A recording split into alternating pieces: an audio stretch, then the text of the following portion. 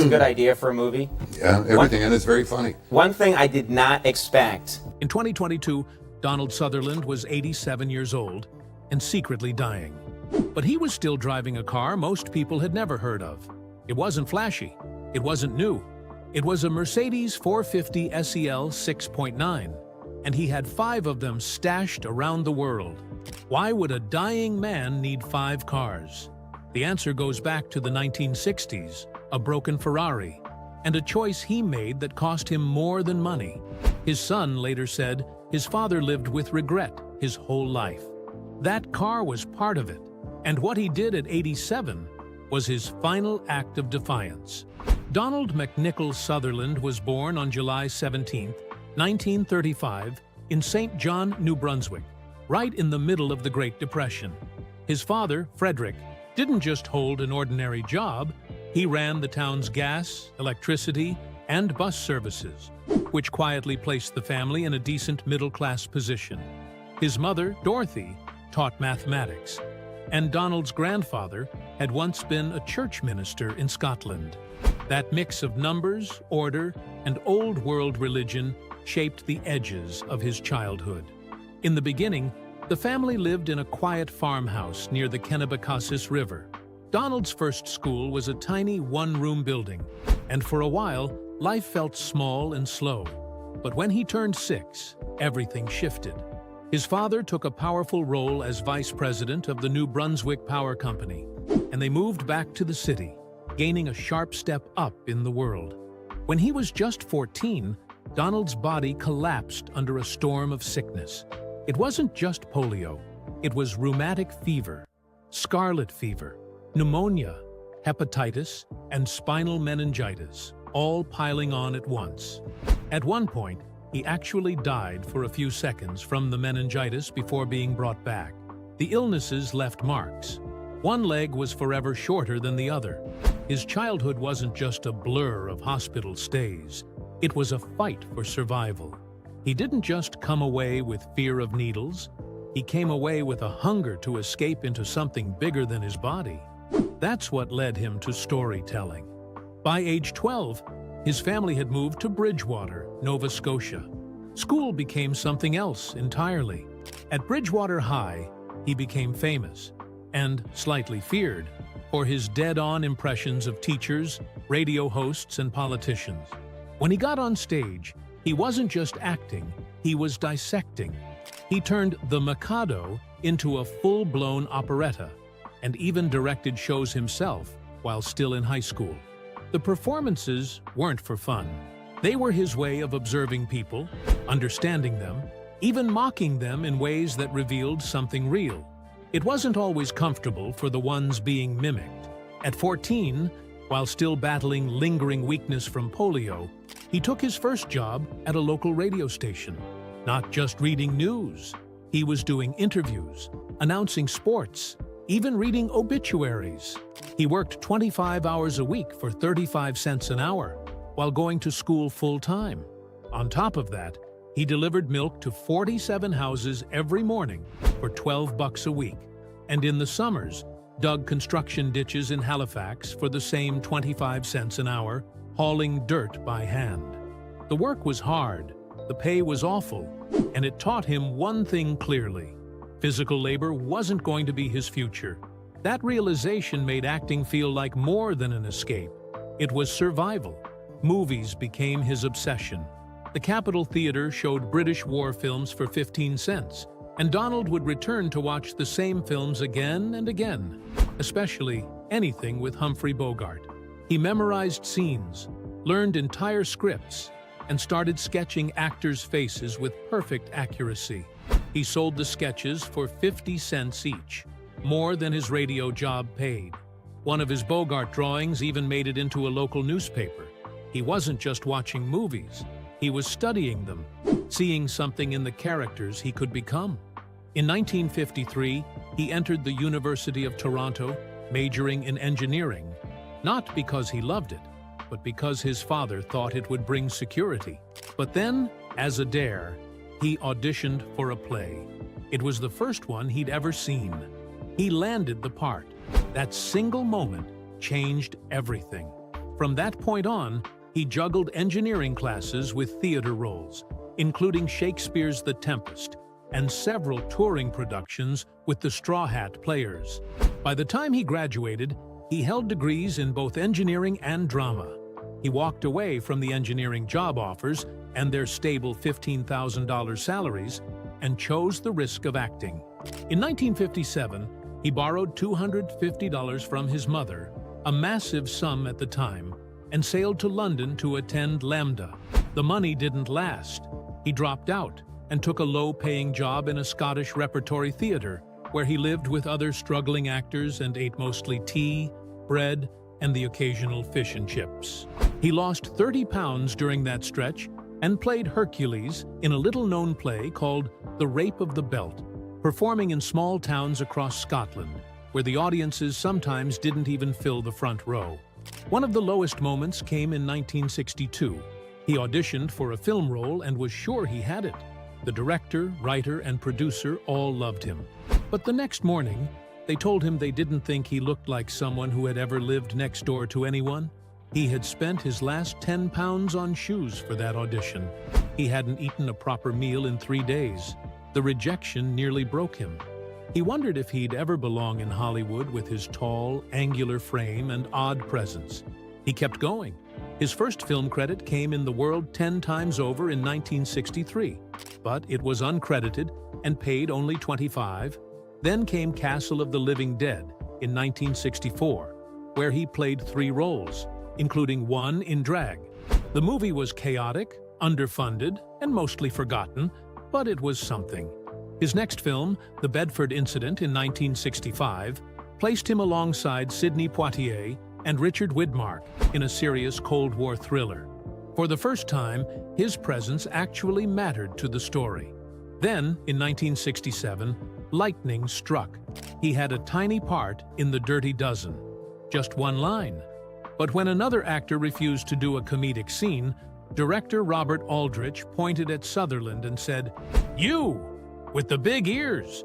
You do it!" Sutherland improvised, made the entire crew laugh, and caught the eye of producer Ingo Preminger. That moment directly led to his role in MASH. That film exploded, grossing over $81 million and winning the top prize at Cannes. But behind the scenes, the military hated it. The film's anti-war tone led to it being banned from military base theaters. Sutherland also clashed with director Robert Altman, who had tried to fire him, but the producer had refused. Sutherland never felt like he fit in on set. He didn't party with the crew. He didn't get the inside jokes. But on screen, he was magnetic. Throughout his career, Sutherland became known for his extreme physical transformations. He shaved his head for Fellini's Casanova, grew it out for other roles, bleached it for horror films, gained weight, changed his walk, adjusted his voice, whatever the role needed. He wasn't chasing vanity. He was chasing truth in performance. His hair became a kind of actor on its own, changing with each film, telling part of the story. He also fell in love. At Victoria College, he met Shirley Douglas, daughter of future Prime Minister Tommy Douglas. Their romance began in 1956 and eventually led to marriage. They rehearsed until sunrise, founded a radical theater group, and stirred controversy with anti-war performances that got them noticed by the authorities. His acting was never just acting, it was a kind of protest, a way to challenge systems and speak out, even when things went wrong, like the 1970 comedy Start the Revolution Without Me, which flopped badly. He kept moving forward. The movie failed at the box office during a tense political time and critics were disappointed, but it didn't slow him down. He had momentum now. Donald Sutherland's career in the 1970s wasn't just about fame. It was about fire, risk, heartbreak, scandal, and rebellion all tangled together. It started with Clute in 1971. He was already married, but filming with Jane Fonda at the Chelsea Hotel sparked something intense. He later described lying on a bed, watching her walk out of the bathroom naked in the moonlight. It wasn't just a scene, It became an 18-month affair. They were both already married.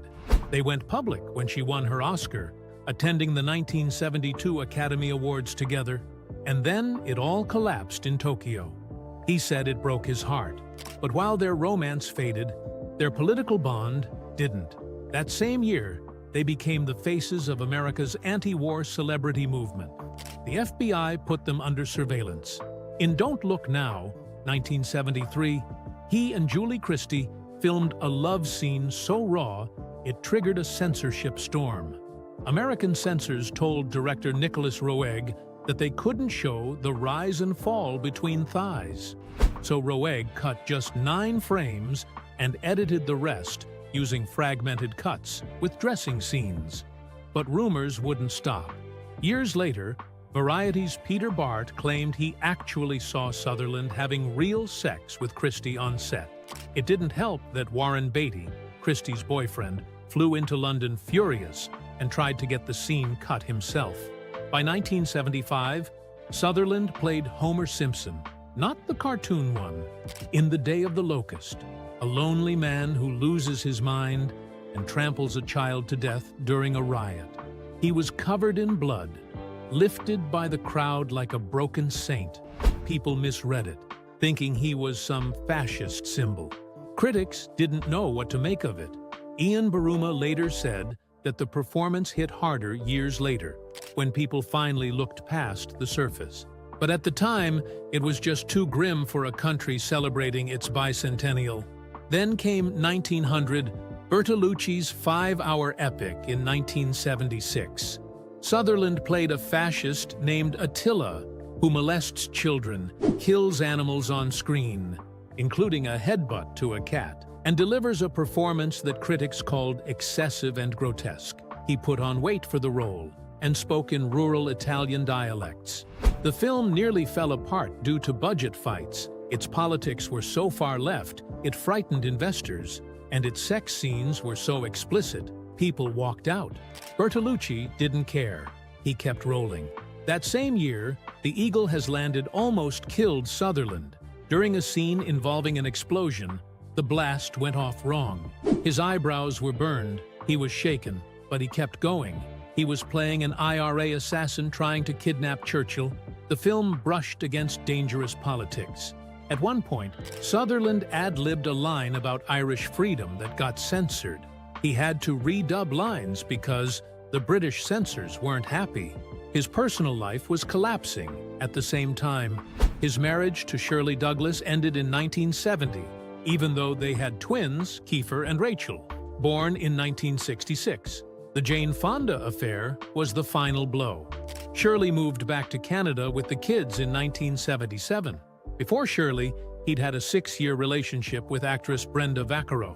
His love life was as turbulent as his roles. And then came the FTA show, Free the Army.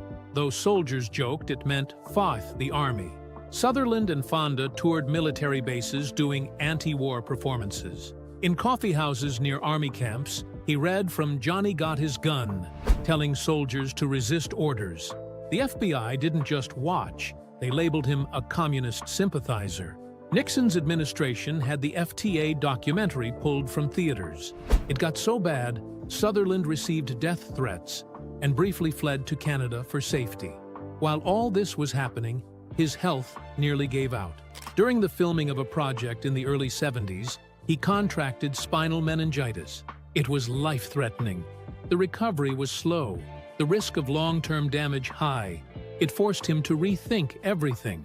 How many risks were worth taking, what roles to accept, and whether his body could keep up with the intensity he brought to his work. He remarried in 1972, this time to Francine Rassett. They'd met on the set of Alien Thunder in 1974, which made the timeline weird. People whispered. They had 3 sons, named Rogue, Rossif, and Angus. Around Day of the Locust, rumors about Sutherland using cocaine and drinking heavily began to surface. People noticed changes in his behavior on set, fights with directors, slipping discipline. It was the 70s, Hollywood's cocaine years, but Francine stayed. He later credited her humor and intellect with keeping him grounded. The The FTA film resurfaced in 1972 and reignited threats. The documentary showed soldiers speaking out against the war. Real footage, real voices, real anger. Nixon hated it. The government considered it dangerous. Sutherland and Fonda had to hire private security. The FBI increased surveillance. It was one of the few protest films that truly rattled power. Then came Ordinary People in 1980, a quiet role, a grieving father, his most understated work, and the Academy didn't even nominate him. The film won Best Picture. Timothy Hutton won Best Supporting Actor at age 20. But Sutherland's deep, method-infused performance was ignored.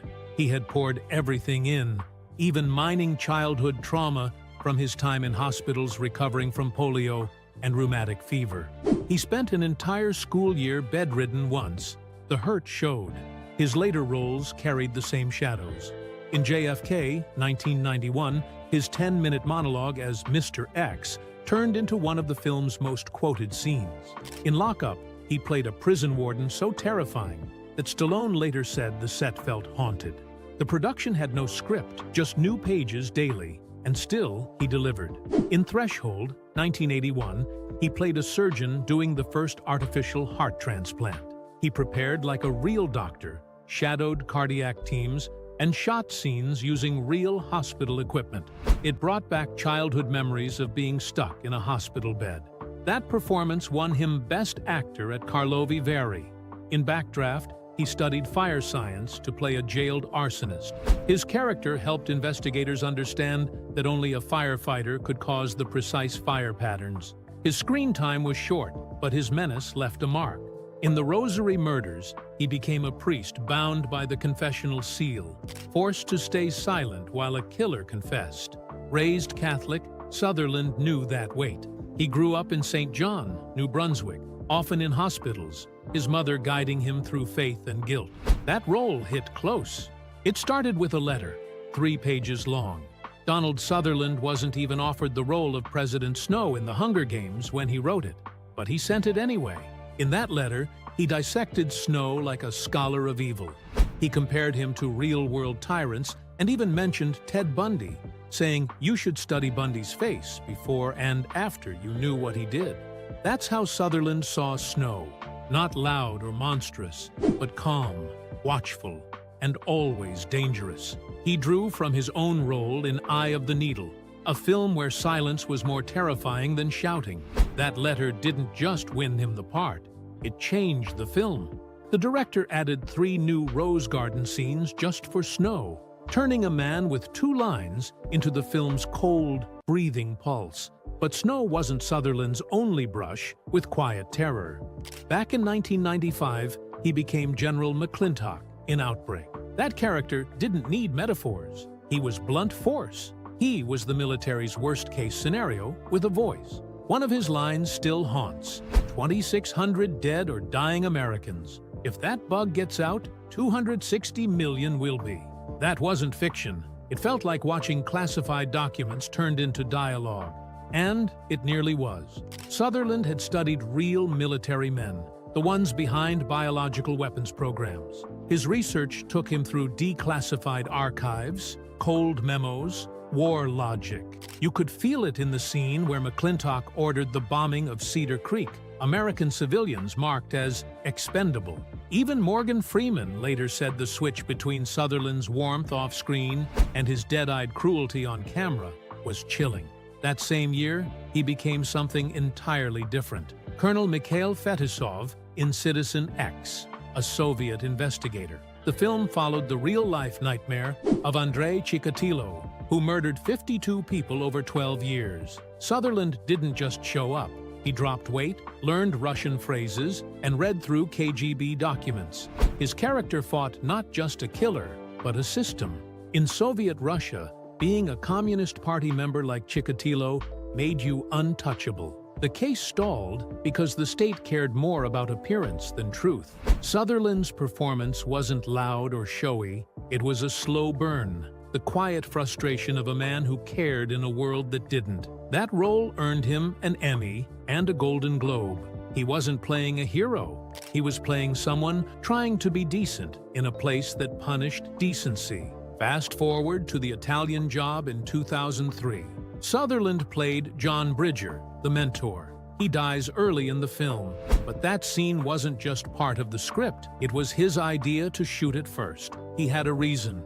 Ever since a tumor scare in the 1970s, he'd lived with an awareness of death, and filming that moment was his way of facing it. They shot in Venice, using the exact places where the original Italian Job was conceived.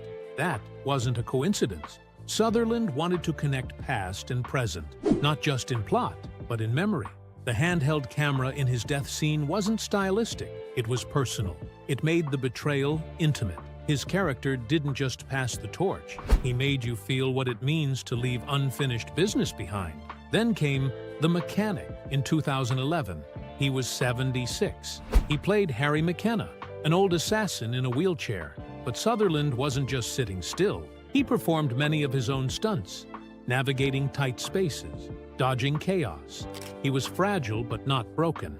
In one scene, his character maneuvers the wheelchair with an intensity that felt too real. That's because it was. He studied disabled veterans to get it right. He was acting through pain, real, physical, personal pain. But he kept going. That car chase scene through New Orleans? Sutherland was right there. It wasn't just about action. It was about showing that age didn't erase relevance. That even at 76, he could match the adrenaline of men half his age. Director Simon West said Sutherland's insistence on realism changed how they approached the entire film. Donald Sutherland's first marriage didn't just end. It collapsed under the weight of hunger, rejection, and cold London nights. He married Lois Hardwick in 1959, back when he was still just a broke drama student scraping his way through the Royal Academy of Dramatic Arts. She was a school teacher, but that didn't keep the lights on. When it all fell apart after 7 long years, he wasn't just heartbroken, he was broke, sleeping on friends' couches, counting coins to buy food. He hit a point so low that he had to call Christopher Plummer, a man he barely knew, to borrow $1,500 just so he could fly to America for a chance at Hollywood. In 1966, that was a fortune. It took him 2 years to pay it back, and the shame stayed longer than the debt. He later said he couldn't believe he made the call. That early pain, that hollow pride, followed him into every relationship after, always lurking, always pulling at the corners of his life. Then came Shirley Douglas. He married her in 1966, just as his career was starting to breathe. She was the daughter of a politician and a fierce activist, and by the end of that year, they had twins, Kiefer and Rachel. But the fire between them quickly turned to smoke. Donald was drinking heavily. The film sets became his escape, but his absence became her prison. When they split in 1970, the twins were barely toddlers. Shirley took them to Canada, and suddenly, Sutherland became a part-time father. Christmas visits, summer weeks, that was it. Kiefer said years later that he barely knew his dad until he was a teenager. And it showed. The damage wasn't loud, but it lingered. Years of missed birthdays and empty seats turned into decades of trying to patch something that never really formed in the first place. In 1972, he married Francine Rassett. This time it lasted 52 years until his death. They had 3 sons together, Roeg, Rossif, and Angus Redford. The names were odes to directors he admired, almost like a thank you letter built into his children's birth certificates. But even this long-lasting love wasn't without its cracks. Sutherland was always away. Macias H made him famous in 1970, but it also set the tone for the rest of his life. Work first, family later. He missed moments, important ones, the kind you can't replay. He admitted it himself in 2005, saying everything was his fault, that he was dumb. He wasn't cruel, just consumed. The industry had him, and he let it. Kiefer later echoed the pattern, saying again that holidays were the only real time they had. 5 kids, 3 marriages, one constant, distance. But not everything was sadness. He had obsessions that lit him up. One of them was cars, specifically Mercedes-Benz 450 SEL 6.9s. He didn't just buy one, He bought 5, all the same model, all for convenience. He wanted to know no matter where he was, a reliable car was waiting. And then there were the Ferraris. It started in the 60s when he bought a red 1968 Ferrari 275 GTB4 in Bologna. Just 2 days in, it broke down while he was driving through Yugoslavia. He had to ship it to the US to get it fixed. But even the Ferrari couldn't survive his divorce from Shirley. It wasn't her idea, it was his.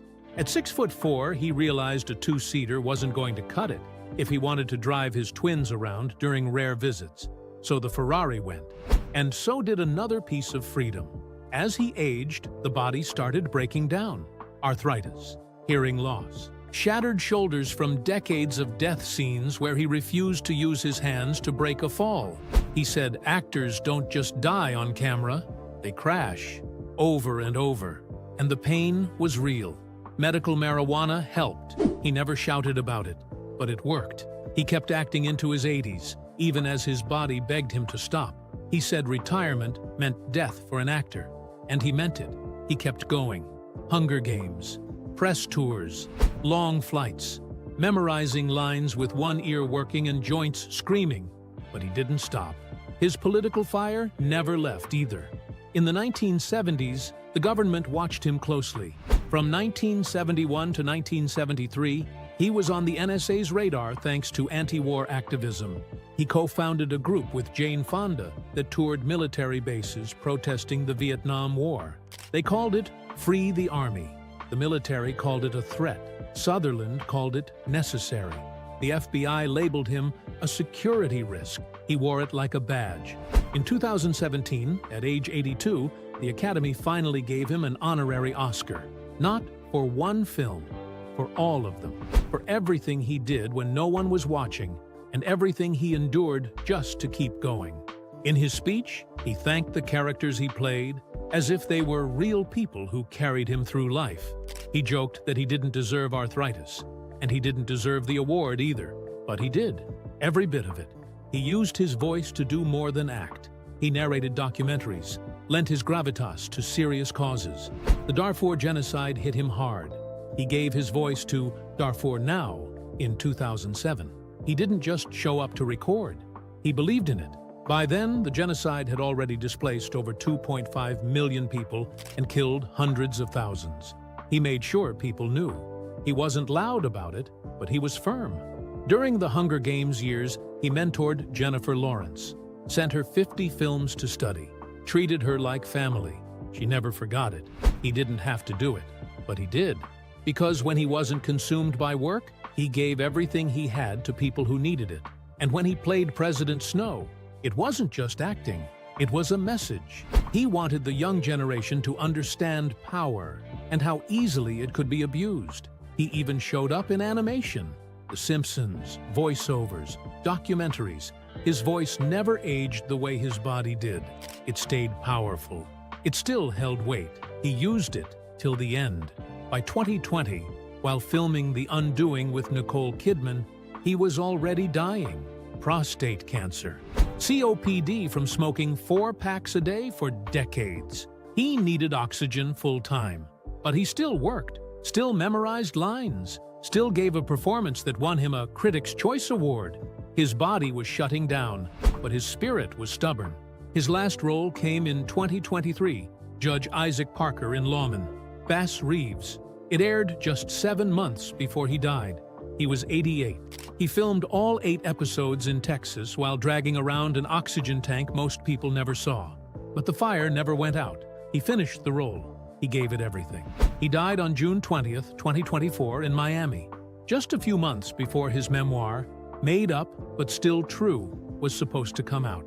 His son Kiefer said it best. He called his father one of the most important actors in film history, and the world agreed. Donald Sutherland made almost 200 films. He worked non-stop for 60 years, sometimes 6 movies in a single year. He never looked like the typical star, but maybe that's why we never forgot him. He was strange and brilliant. He never got a competitive Oscar nomination, but he didn't need it. He already carved his name deep into film history.